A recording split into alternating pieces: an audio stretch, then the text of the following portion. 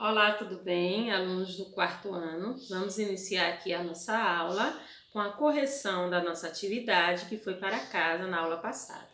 Então, os alunos aí do quarto ano vão pegar o livro de vocês de português, e vão abrir na página 69, referente ao texto da amarelinha. Então, nessa página 69, vamos encontrar aí esse exercício, que é justamente sobre o nosso texto que estava na página 68. Então, vamos iniciar a nossa correção. O primeiro fala: você conhecia a brincadeira amarelinha da maneira como ela foi apresentada na página 68? É diferente do jeito como você brinca? Em que? Comente com seus colegas. É uma resposta pessoal.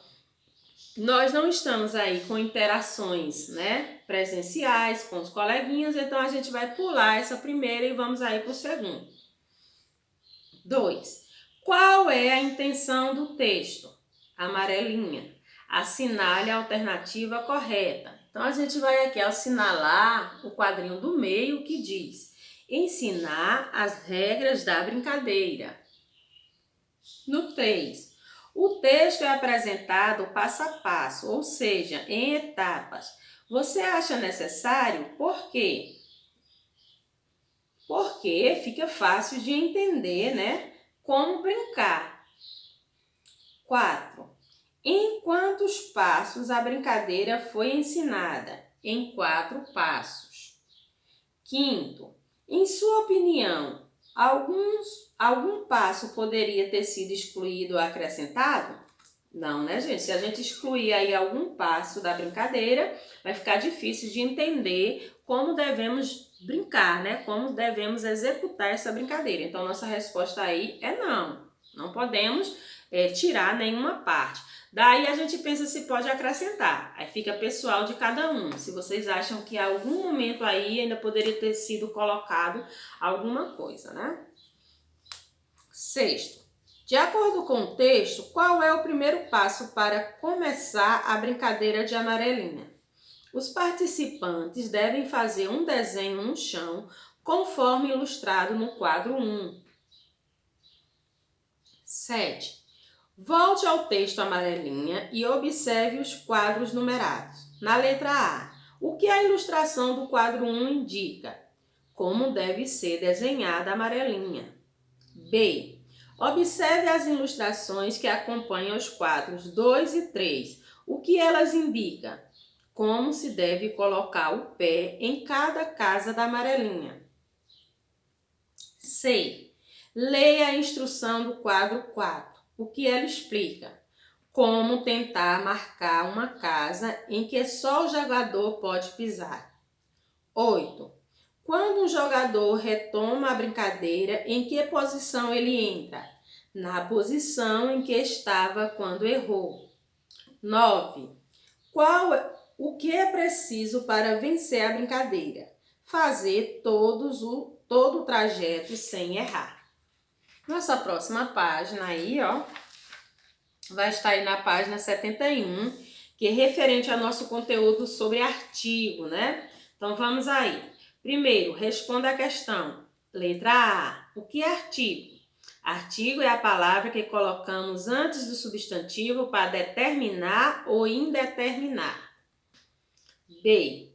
Quais são os artigos definidos? O o a, o os e o as. C. Quais são os artigos indefinidos? O e uma, uns e umas. 2. Circule os artigos e classifique em definidos ou indefinidos. Aí a frase é: a festa da escola foi muito bem organizada. Vamos circular aí a letrinha A do início e vamos dizer que é um artigo definido. Na letra B, comprei uns cadernos na loja perto da minha casa. Vamos circular o pedacinho uns e vamos dizer que ele é indefinido. Na letra C, o cantor é afinado, mas só canta rock. Vamos circular a palavra, o artigo o, e vamos dizer que ele é definido. Letra C. Dei uma bala de mel para Silvana provar. Uma, vamos circular o pedacinho uma e vamos dizer que ele é indefinido. Letra E. As crianças ficaram contentes com os presentes. Vamos aí circular tanto o pedacinho, o artigo as, como o artigo os, e vamos dizer que ele é definido. Terceiro, sublinhe os artigos e classifique como no modelo. Então, no quadradinho aqui, ó, no quadradinho aí, mostra o quê? Mostra como que vocês vão fazer. Tem assim, a amarelinha é uma brincadeira divertida. Então, a gente vai pegar o A, vai dizer que ele é um artigo definido, que ele é feminino, que ele é singular.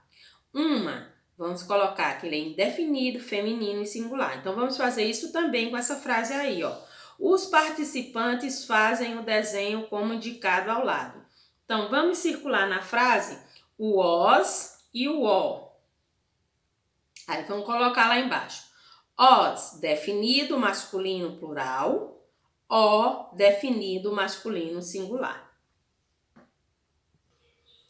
O que a prova vai pedir a vocês agora? Que coloquem aí a data, né, da nossa correção. E os alunos aí do 4º ano vão pegar o livro de vocês e vão abrir aí na página 373.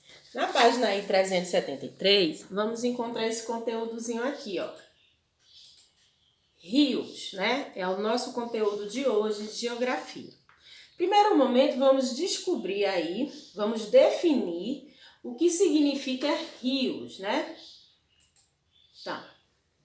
O rio, né, ele faz parte da hidrografia, né?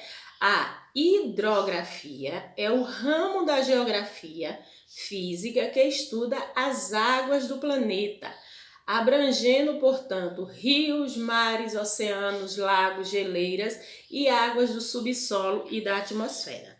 Então, esse conteúdo aí está inserido aonde?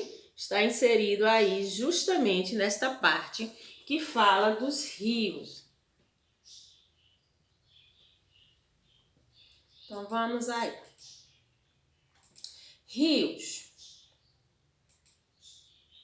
Os rios são cursos naturais de água que se deslocam de acordo com a configuração do relevo. Suas águas sempre irão percorrer um ponto mais alto em direção a um ponto mais baixo do relevo. Então, essa é a definição dos rios, né? Do que é rios. Os rios possuem partes diferentes. Então, a primeira parte aí é a nascente, que é o local onde a água subterrânea atinge a superfície, dando origem a um curso d'água. O ponto onde a água aflora é também chamado de olho d'água, mina, fonte, bica ou manancial. Leito. O leito é o espaço ocupado pelas águas e o caminho é o caminho que o rio percorre. Margem é o local onde a água encontra-se com a terra. Costuma-se utilizar esse termo para referir-se à beira d'água de um rio ou de um lago, quando se encontra em terra. Foz é o local onde uma corrente de água, como um rio, deságua, sendo assim, um rio pode ter como foz outro rio, um grande lago, uma lagoa, um mar ou um oceano. Afluentes é o curso d'água que deságua em um rio principal ou em um lago. São os afluentes que alimentam o rio principal. Então, aqui a gente tem todas as partes que compõem o rio, né? A nascente, o leito, a margem, a foz e o afluente. Existem tipos diferentes de rio, né? Existem classificações do rio, sendo que Uma delas utiliza como critério a disponibilidade de água, sendo assim os rios podem ser perenes, intermitentes e efêmeros. Os perenes são rios que possuem água durante todo o ano, ou seja, eles nunca secam. São alimentados pelo escoamento superficial e pela água dos lençóis freáticos. Então, o nosso rio, o Rio São Francisco, é um dos exemplos desses rios aí chamados de perene, né? Já os rios intermitentes, também chamados de temporário, esses rios podem ser volumosos durante os períodos chuvosos, porém eles desaparecem durante a seca, né? Então são rios que ficam ali cheios somente no período que está chovendo, mas aí a gente passa por um período de escassez de chuva. O que acontece com esse rio? Ele também desaparece, ele vai secar. Quando volta aí o nosso período de chuva novamente, aí sim ele pode encher novamente. E os rios efêmeros são rios formados exclusivamente durante as chuvas ou logo após a sua ocorrência. Elas secam rapidamente, né? É aquele lugar onde enche de água porque está chovendo, mas aí passou um tempinho daquela chuva, o que vai acontecer com o rio? Vai secar totalmente. Qual a diferença entre os intermitentes e os efêmeros? É a questão de como eles secam, né? Esse intermitente, ele demora um pouco mais, mas os efêmeros, rapidamente eles secam. Os rios são de fundamental importância para o homem, pois além de fornecer água para o consumo, eles também são essenciais para a realização das atividades econômicas, tais como a agricultura, a pecuária e a produção industrial. Então, fora aí, né, a questão do lazer, o rio traz também aí todo um aparato econômico, né, um aparato econômico, quando ele contribui para a agricultura através da irrigação, a pecuária, que é quando os animais vão precisar de água para beber, né, e da produção industrial, porque as hidrovias, que é quando você utiliza o rio para navegar, também ajudam aí no escoamento das produções, né, das indústrias. Então, aqui é um exemplo de escoamento de produção, utilizando as balsas, né, pelo rio. A questão do lazer, claro, que é um dos pontos principais da utilização dos rios. A irrigação, a nossa região aqui é considerada um polo agrícola muito importante, justamente por causa do Rio São Francisco, né? E aí também a questão da navegação, onde as pessoas, principalmente as pessoas que moram na Amazônia, essa malha hidroviária é extremamente utilizada por quem mora lá, né? Porque as estradas são poucas e as pessoas se locomovem de verdade utilizando ali os rios. Para casa, vocês aí do quarto ano hoje vão ter atividade na página 374 e na página 375.